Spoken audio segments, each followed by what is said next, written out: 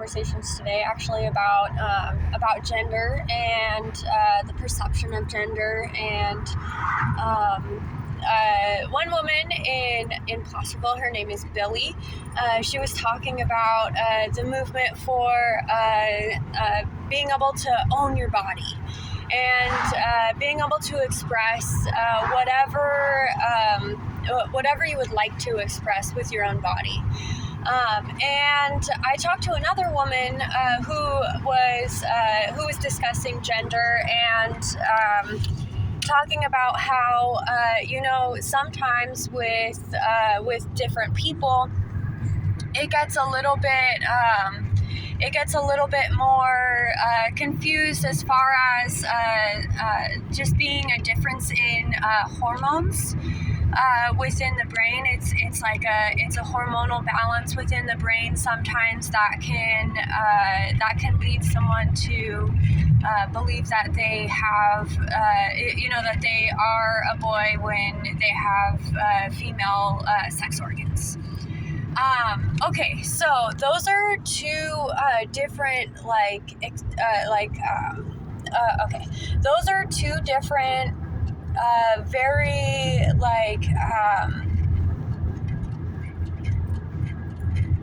clearly defined and polarized opinions about gender. And I have a little bit of a different perspective as well. I'm just trying to add a little bit of a third opinion also. And that's going to be in, I just talked about how different vibrations can change the balance of your emotional body. And I know I'm talking really loud, but that's okay. And it's kind of like this idea that yes, maybe there are a little bit of differences in hormonal balance within the brain that influence an individual's perception of if they are a male or female. And something that I think is really interesting is that upon the point of conception, or when the baby is conceived, is going to be an event that has a specific type of universal vibration. So the body, the formation of the body, and as the body is developing, is going to have a specific universal vibration. That's going to be a specific universal arrangement and alignment. And then when the baby is born, there is that universal vibration and alignment that is known as the natal birth chart.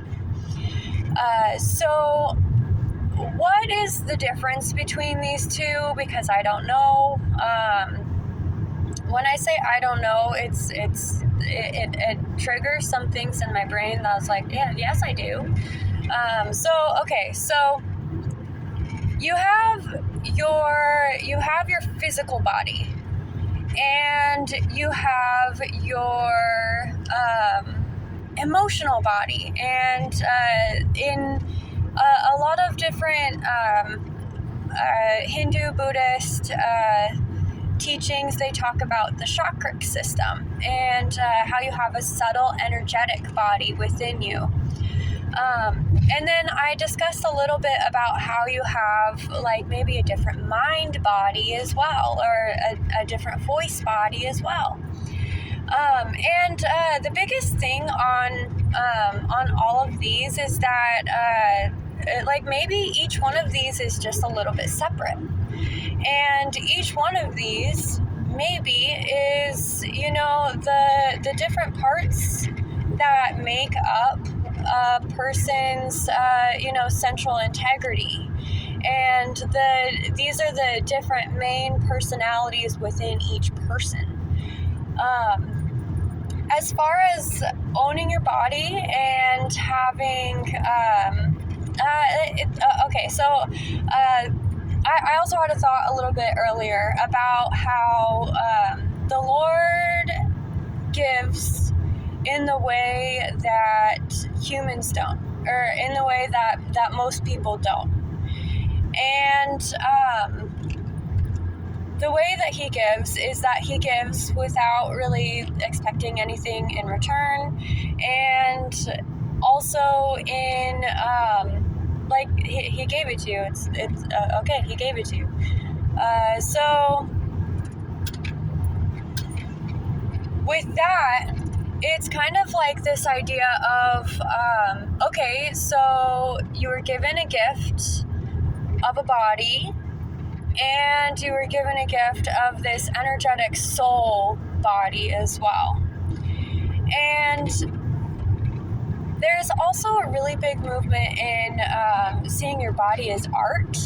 That one was introduced to me by a friend also as well. He's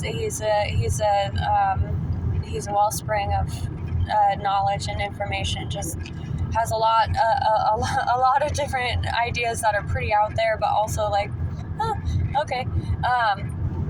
And when you see it like your body is art, your body is your canvas, and you're taking this perspective of, okay, so this is mine because it was given to me, and I am free to do whatever I choose to do with it.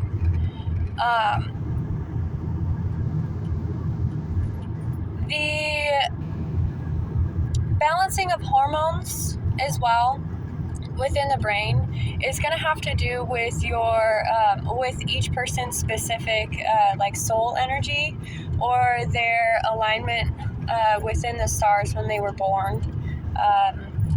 And you know, with this one, it's kind of like being able to like fluidly blend the two, or being able to manage each one of those parts within you. So you could there are people with the perspective that would like to take it as you know, the like, who is the ruler inside of you? Is the ruler inside of you your body, with you know, primal instincts? Is the ruler within you your own personal set of morals and values? Is the ruler within you, you know, taking more of like a management approach? Is the ruler within you more of a dictator, who specifically decides what's best for everyone, or for every different individual like aspect of yourself? These are all kind of questions that I think it's important to recognize. And it's also important to recognize in a lot of people that have a little bit of a different perception of themselves with gender and you know, gender fluidity, is that really it's up to you, is what I think it should be, because it is your body.